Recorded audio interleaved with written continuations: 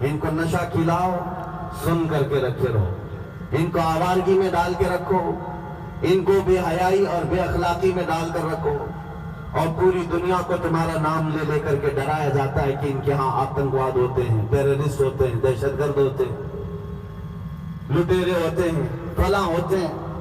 ان کے بھونکنے سے کچھ نہیں ہوتا۔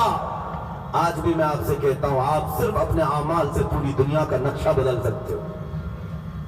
2011 کی بات میں بتا رہا ہوں، امریکہ کی ایک نیوز رپورٹر عورت افغانستان کی رپورٹنگ پر موجود تھی، انگریز عورت ہے۔ اس نے اپنا واقعہ لکھا ہے کہ میں افغانستان میں تھی، اس وقت نیٹو کی فوج وہاں پر تھی، جو لڑائیاں چل رہی تھی 20 سال تک۔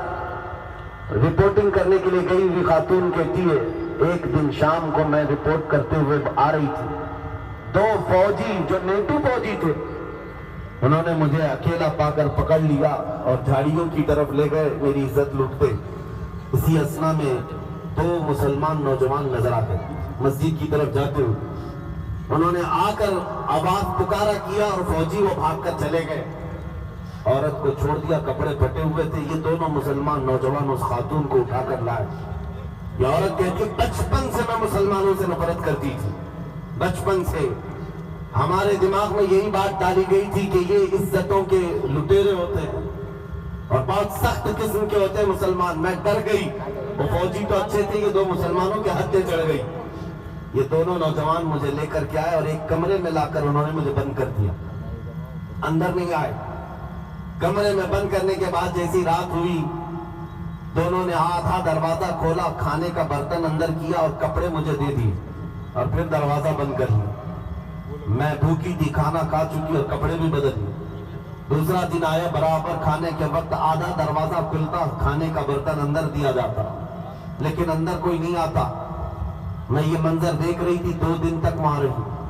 2 دن کے بعد میری ایمبیسی کے لوگ آئے، سفارت خانے کے لوگ، جس ملک کی وہ رہنے والی، اس کے ذمہ دار لوگ آئے، اس خاتون کو باہر نکالا اور سفارت خانے لے گئے۔ اور اس خاتون سے سفارت خانے کے ذمہ داروں نے کہا، ان 2 نوجوانوں کا محترمہ آپ شکریہ ادا کریں کہ انہوں نے آپ کو بچایا اور عزت کے ساتھ رکھا اور ہمیں آ کر کے اطلاع دی کہ ہمارے پاس تمہارے ملک کی خاتون موجود ہے، اسے صحیح سلامت اس کے گھر تک پہنچاؤ۔ وہ خاتون کہتی، میں حیرت میں ان نوجوانوں کو دیکھتی رہ گئی جو ابھی بھی آنکھیں نیچے کھڑے تھے، میری طرف دیکھا بھی نہیں، اور میں شکریہ ادا کرنے کی بھی اندر اپنے طاقت نہیں رکھتی، کیونکہ ان کے متعلق دماغ میں کچھ اور خیالات تھے۔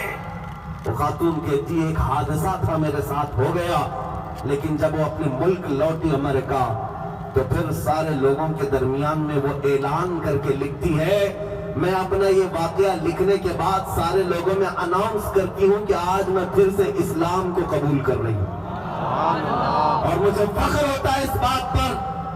وہ خاتون کہتی ہے، 2 نوجوانوں نے میرے دل کی دنیا کو بدل دیا، ان کے اخلاق نے مجھے سمجھا دیا، جو دنیا بھونکتی ہے وہ حقیقت نہیں ہے، حقیقت کچھ اور ہی ہے۔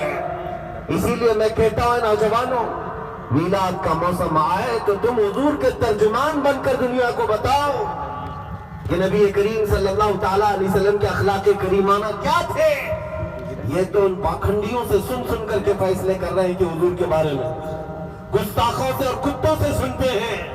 کاش تمہارے اخلاق بتاتے آج۔ مجھے حیرت ہوتی ہے کبھی کبھار، لوگ سیکولر بننے کے چکر میں نام بھی بدلنے لگ گئے۔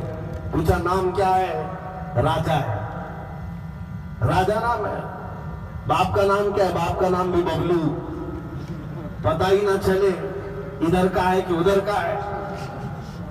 کامن بننا ہے، سیکولر بننا ہے، بہت سارے لوگ خواہش بھی یہی رکھتے ہیں۔ ہم دکانوں کا نام، بزنس کا نام ایسا رکھنا چاہتے، ویسا رکھنا چاہتے۔ میرے عزیز، تم چھپ چھپا کر کے یہ تمام چیزیں کرنا چاہتے ہو، ذرا یہ تو بتاؤ، آپ سے ایک سوال کرتا ہوں، اگر حضور کی غلامی سے دنیا تمہیں پہچانتی ہے تو کیا تمہیں کوئی دقت ہے؟ کوئی دقت ہے؟ حضور کا غلام کہہ کر دنیا پکاری، دقت کس بات کی؟ ہماری زندگی کی معراج ہے۔ دنیا ہمیں نبی پاک کا غلام کہہ کر پہچاننے لگ جائے، اس سے بڑی سعادت ہو کیا سکتی ہے؟ لیکن افسوس ہے کہ تم سیکولر بننے کے چکر میں اپنے آپ کو ایسا بنا رکھے ہو.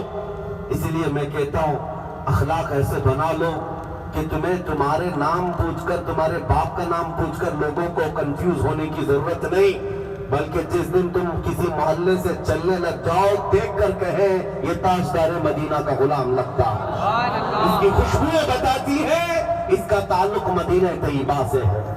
تمہارے اخلاق ہی عکاسی کرے, ترجمانی کرے